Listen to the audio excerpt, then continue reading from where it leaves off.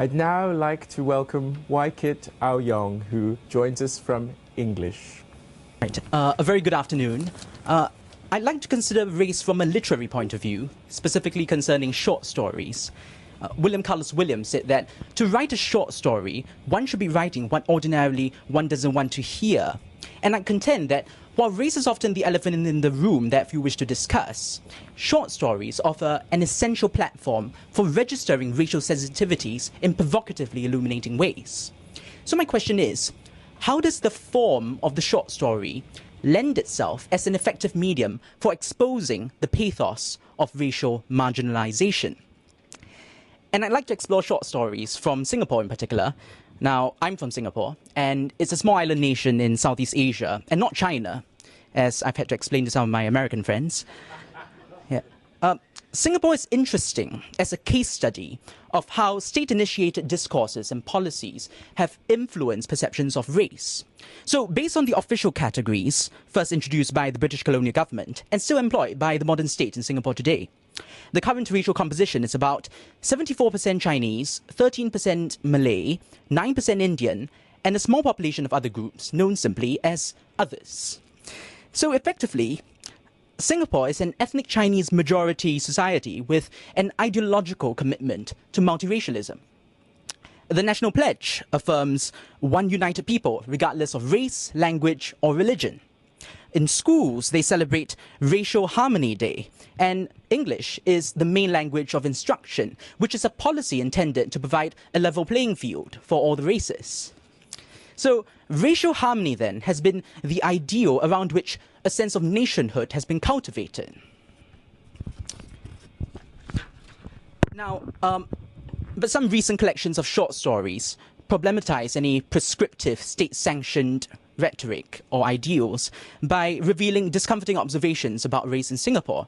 So I focus on Lions in Winter, 2009, by the ethnic Chinese Singapore-born novelist Wee Napun, and Malay Sketches, 2012, by the Malay-Singaporean playwright Alfian Sa'at. Both are writers who encode tacit insights about race through their choice of narrative strategies. I'll outline three such strategies. The first is the undermining of racial stereotypes. And this is counterintuitive, because it's usually understood that short stories reinforce stereotypes, because there's hardly any space for character development, and so the author has to resort to using stock characters, like the lazy native. Yeah? Now, Alfian and Poon resist those stereotypes. So, for example, social scientists have noted that being Malay in Singapore is often associated with being of a lower socioeconomic and educational status compared to the other races. But Alfian doesn't limit his Malay characters to school dropouts or drug abusers. He also depicts Malay graduates and professionals. There's one story of his called Cold Comfort, in which Alfian introduces stereotypes only to subvert them. Now, we might presume at first that the narrative centers on a Malay unwed teenage mother. But in the story, the narrative perspective isn't that of the teenage mother, but of her interviewer, a Malay doctor called Razmi. Now, while preempting the response of his Chinese-Singaporean colleague, Cheryl, Razmi questions himself. Was it because of people like her, the teenage mother, that Razmi chose to study medicine? He felt angry all of a sudden, as if she had undone all the work he had put in to cultivate an image agreeable under the gaze of those like Cheryl. What Razmi represents is a kind of alienation, a racial neurosis syndrome of sorts. The post-colonial theorist, Frantz Fanon, notes that such a syndrome usually occurs and affects the professional middle classes, who are most vulnerable to what he called the lactification principle. So this originally referred to black people, of the idea of whitening oneself to try to assimilate into the dominant white community.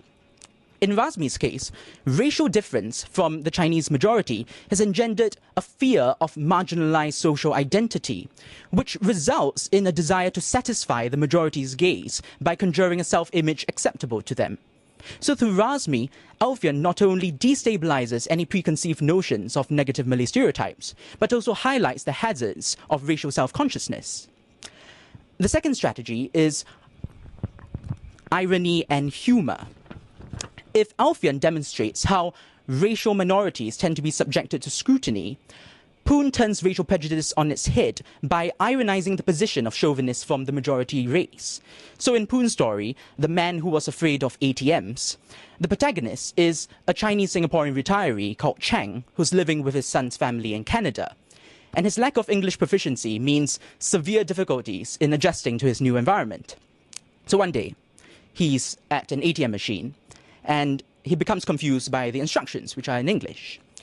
Then there's a white man waiting behind him in the queue, who remarks impatiently, "God, don't you just love these people?" But as much as we're meant to sympathize with Chang, we're also informed that back in Singapore, he was just as prejudiced as the white man behind him. So, referring to members of other races like Indians, Chang reflects.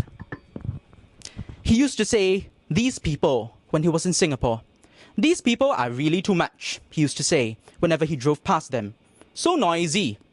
And now, someone was referring to him in that tone. The irony is clear. Chang receives his comeuppance as a perpetrator turned victim of social stigmatization. Poon's insight is that members of a racial majority rarely know what it's like to be part of the minority until they experience it for themselves. So a similar idea is echoed in another story of hers called The Shooting Ranch, in which the narrator, Sarah, explains racial stereotypes to her daughter when they visit Nevada. In America, Asian means we are the kind of people who live in between the covers of books, with geishas pictured on the front and titles written in brushstroke font. Usually, a bird or flower forms part of the title. Memories of lotus leaves, palace dreams and wild cranes, my hurting, achy bound feet, that kind of thing. Similar to this parody, actually. I saw this in Russell Square. It's quite amusing. Yeah. This observation reflects a point that Edward Said has made, Racial minorities have historically been depicted in such a caricatured and marginal fashion that they seldom register significantly on the textual and cultural landscape. So instead of wallowing in self-pity, racial minorities can employ humor to challenge stereotypical racial codes and to compel readers to interrogate their own heartfelt assumptions about racial signifiers. And this brings me to the third strategy, emotional resonance.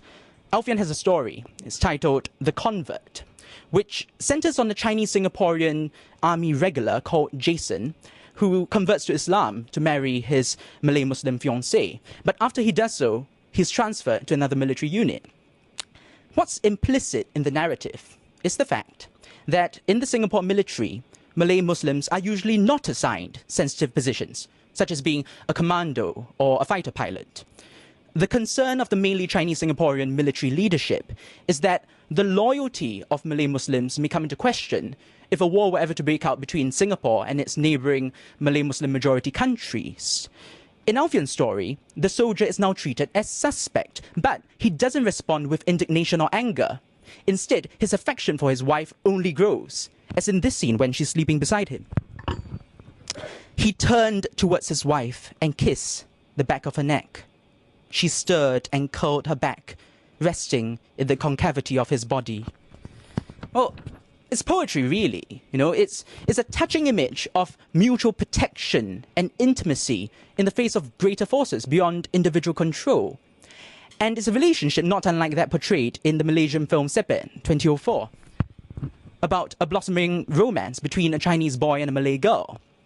The narrative really brings home the point that sometimes a short story can be a lot more emotionally poignant than any discursive prose lambasting structural inequalities. So, in closing, I think we've only skimmed the surface, but we've seen how Alfian and Poon's stories, and perhaps short stories in general, serve as important entry points into a difficult but urgently needed conversation about race. Because such narratives, despite, or perhaps because of, their brevity and fictionality, foster an understanding of subjectivity. So, for example, racial minorities might have a perspective told in these stories that encourage the reader's identification with such characters.